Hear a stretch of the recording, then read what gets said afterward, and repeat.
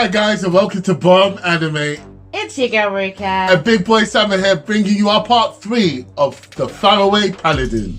Menil is so much older, but he really acts very immature.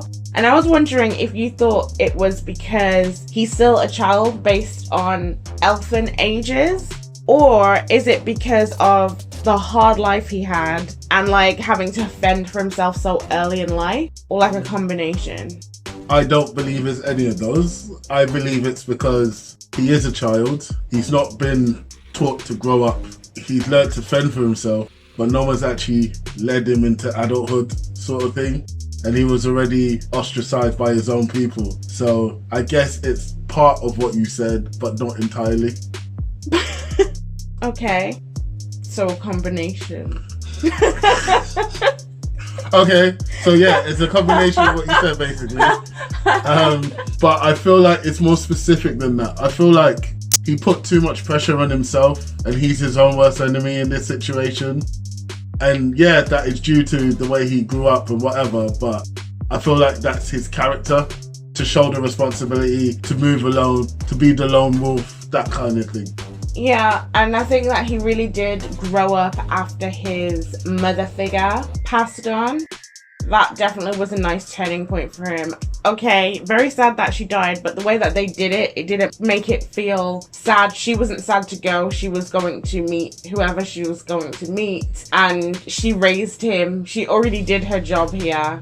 They made it kind of nice. Yeah, they handled it really well. I mean, they also brought in some dark themes as well, like him himself out if he couldn't, fulfill the killing and murder spree and thieving, which is all bad. All of it is just bad. But I get where he's coming from. I've always said this, if I was homeless, I would do something that puts me in jail so I can get a roof over my head and a bed. So I get it. He chose the route to keep his ass intact. And I fully support him if that's what he wants. Wow, okay. So, Will is out here actually being a warrior mage priest. And everyone that games knows that you can only pick one. This isn't fair. This is not fair. It's not fair, Will. It's called the Paladin and it's in World of Warcraft and in a lot of games. You can pick. You can do it all. Not like this. Not like this, yeah. Not like this at all. Will was not just relegated to light magic. He's relegated to magic. Then on top of that, he can send people back into the life cycle. Like, why have you got these extra powers? Your goddess blessing is too powerful. Give it back. It's not fair. With his bare hands, he killed a wyvern. He choked him out, fam. That is mad. His mum and dad and uncle figure took all three of them to sort of take one out. He choked it out with his bare hands. And he also has like freaking shields. That powerful. The only reason why the wyvern broke through was because of the miasma. Yep. Not because of its actual strength. So let's get it correct. A wyvern can't break through his shield. Will's OP? No, and then his cast time. What cast time? He just has to say one word. And then you've got the elf over here saying a whole freaking Bible verse before he can do one thing. Okay, so Will is an isekai OPMC. That's what we expect. Come on, bruv. You watch enough of these. You know what's going on. But what I am going to say is that I did not appreciate episode 7.5. I knew this was coming. Because what that taught me was that the previous 7 episodes could have just been done in one. And also that means that the creators even know that. Like, you just told on yourself. You didn't need 5 episodes to tell us this damn story. You recapped it in 20 minutes. I think it's more deeper than that as well. I feel like the creators realized how slow the pacing is and needed to remind people what the end goal was. I don't think that's the case.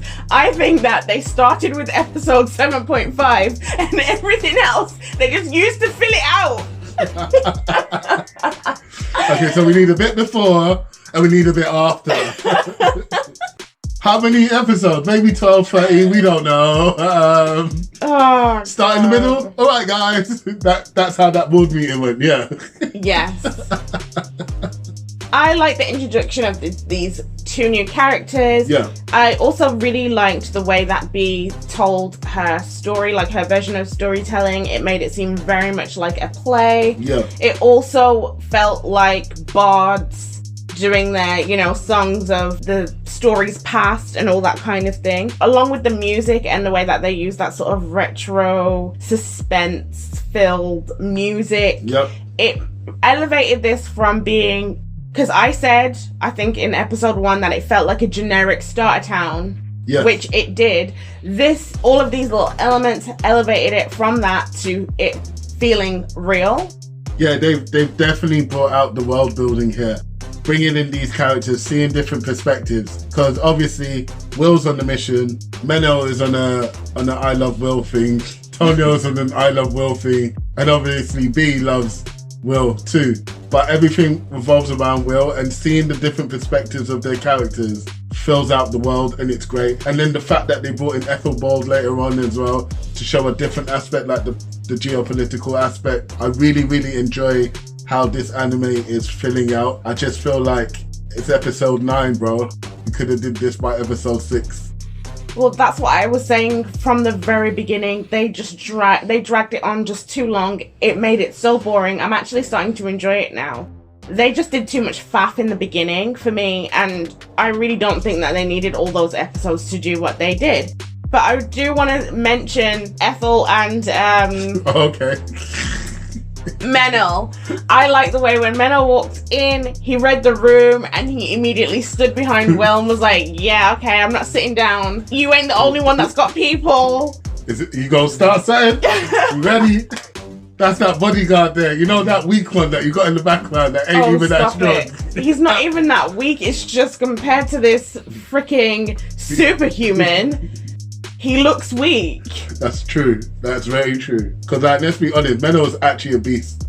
Yeah. But Will is something else. My guy Ethel was surprisingly upfront with the way that he was acting. I thought that they were going to leave this as one of those really ridiculously, overly predictable things to come out of a character, but they've just put it on the table. Mm-hmm. So they're just saying, okay, this is not the surprise that you're waiting for. I feel like they're going to hit us with something else. Yeah. I want to make a slight comment deviating from everything, saying that Will's character has been written so well and so consistent throughout the whole 9.5 episodes, whatever, that I feel a lot of endearment towards him. I feel his emotion when his parents are invoked. I feel all of that, and I feel like they've done that bit well. Yes, they have pacing issues, but I mean, what anime is perfect? I mean, Naruto, One Piece, but I get it. I feel like they've done really well in the characterization of the main character here. Even though he's OP, he's humble enough for it to be okay. Okay, yeah, I do think that his character is nicely written, but I do still feel like they fumbled the ball when they were doing the whole, what was his name? The God of Death thing. Yeah, God of Death. Let's call him that. Okay, when there was the whole God of Death thing, I do think that they just fumbled the ball that whole entire way. I didn't get the feelings. I didn't get the emotions. It just wasn't, nothing was coming through the way it should have come through. But yes, now I do feel like he is nicely written.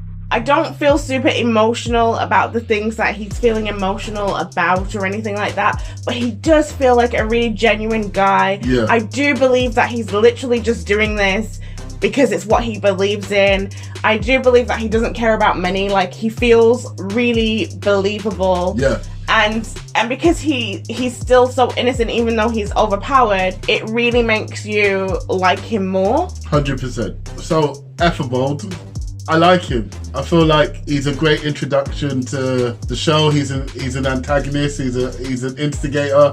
He's going to cause problems that don't need brute force. Because remember, Will's been trained by a warrior, a priestess, and a mage. Like, he's got the best starting ever. He's not been taught the ways of the world in terms of geopolitics. But saying that, he did come from our world. So I'm pretty sure he'll grasp the concepts necessary soon. So I want to see where they go with this as well. I don't just want to see, fighting. I want to see how he maneuvers the landscape, managing being a priest for Graceville, as well as trying not to rock the boat politically.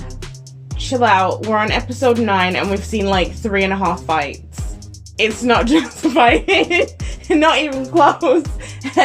But I think that Will held his own with little old lady Ethel because... Whoa. So he's gone from a prince to a little old lady. Wow, okay. His name's Ethel, like... I know, right? It's done. He's thinking this. Anyway, he held his own in that conversation, so even though he is quite innocent, I don't think that he's going to be stepped over here. Yes, he might seem kind of aloof some of the time, but he knows when to change his hats. Also, I like the whole, when he was dealing with the giant ape and he stared him down, the same scene was given between him and Ethelbald. I love that. I was like, yeah, it's that time, fam. Yeah. I'm not backing down. And if you want to kill me, come at me, bro. I really wanted him to say that. I wanted him to say, I would like to see you try. But he didn't, and it's not in his nature. But I really would have liked to hear that. And on that note, thank you so much for joining us today. Yeah, if you made it this far, we really appreciate it. Don't forget to like, subscribe, and share. Peace.